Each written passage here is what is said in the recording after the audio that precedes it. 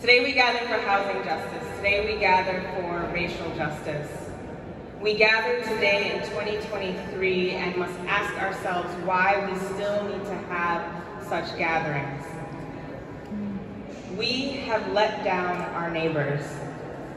Those without shelter forced to face the grueling elements of rapidly changing climate, those suffering from addiction, those who refuse to participate in this capitalistic dogfight intended for some to always be on the bottom.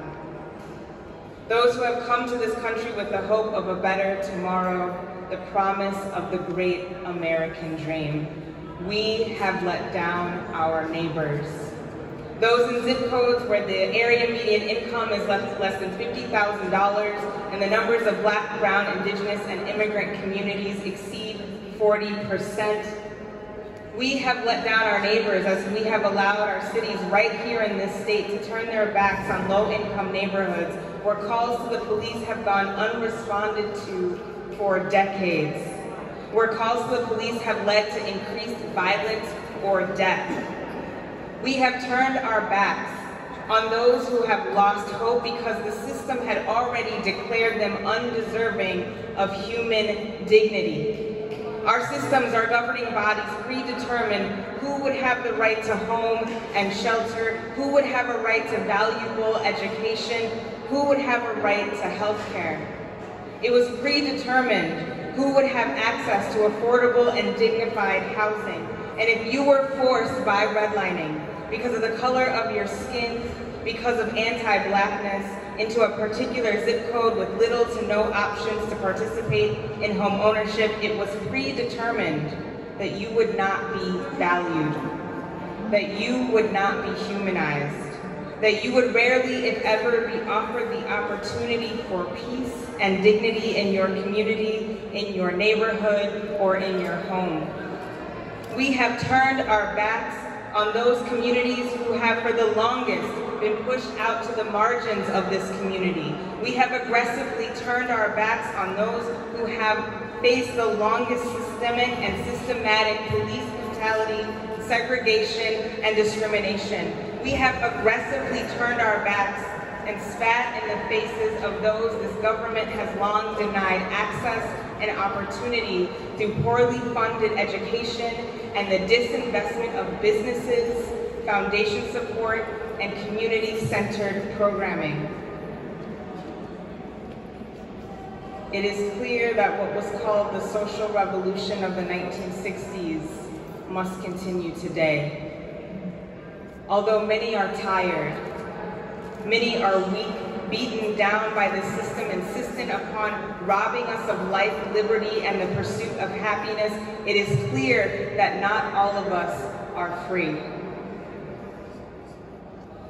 Freedom is the experience of human dignity from your front door to your neighborhood streets and beyond. Freedom eradicates any caste systems that predetermine the class you will die in based on the class you were born in. Freedom is both justice and love. Freedom means that those your taxes pay to protect and serve everyone. Freedom means that when you go to your local grocery or corner store or gas station or mosque or church or synagogue, you will not be shot by someone miseducated in your own country by your own government.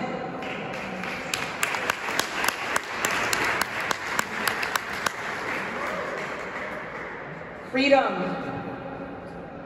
means that when the majority of your city votes for a policy to be drafted to offset the rising costs of rent, which far outpace rising salaries, that your city council and your mayor will honor their duty as the people you elected into office to deliver on what you have requested of them.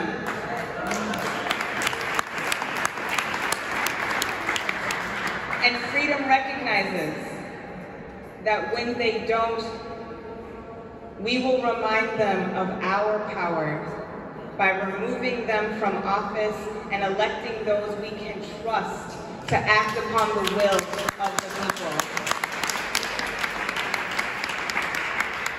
Freedom means that housing is recognized as a basic human right and built for you at a price you can afford. Freedom means that your children can sit on the front stoop of that home and play freely outside without worry. Without worry of stray bullets. Without worry of drugs or sexual solicitation. Freedom means if you suffer from addiction or mental illness that you are still valued and treated with human dignity. Freedom allows communities and support systems to remain together. Freedom does not say that in order to have shelter, you must be isolated from those you love and trust. Freedom does not see a need to pull families of varying structures apart, but rather relishes in the thriving lives that people build for themselves. Freedom is grounded in truth. Freedom knows the power of history in righting injustice. Freedom does not run away from the challenges of the past or the present for the sake of comfort. Freedom relishes in the victory of a hard-won battle for equity and justice. So we march on. We march and we protest and we advocate for increased government spending so that maybe the children who are in school today will find themselves greeted by a Minnesota where housing injustice has been repaired. And housing equity and rental and home ownership have been realized and are normative.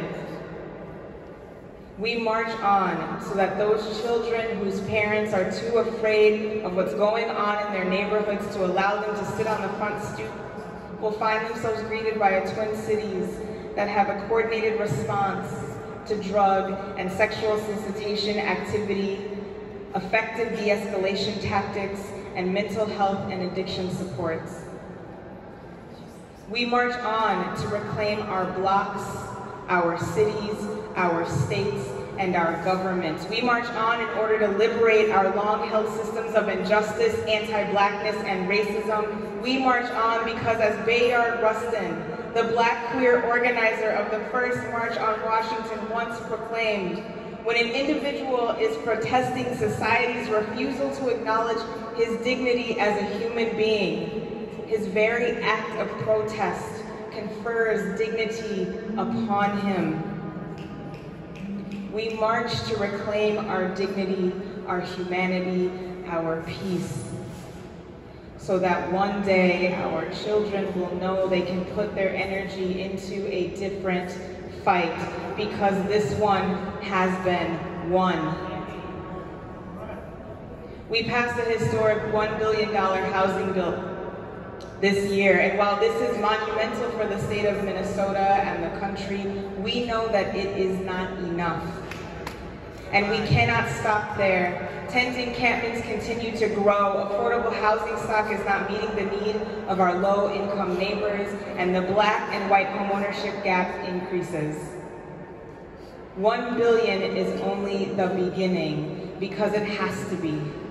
In order to correct the mistakes of our Minnesota ancestors who fostered and supported systems of housing injustice and inequity.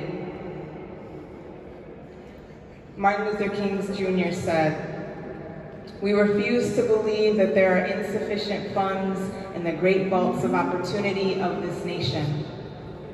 So we have come to cash this check, a check that will give us, upon demand, the riches of freedom and the security of justice." So we march on to demand the riches of freedom and the security of justice today and tomorrow for our children and for all those who marched before us. Thank you.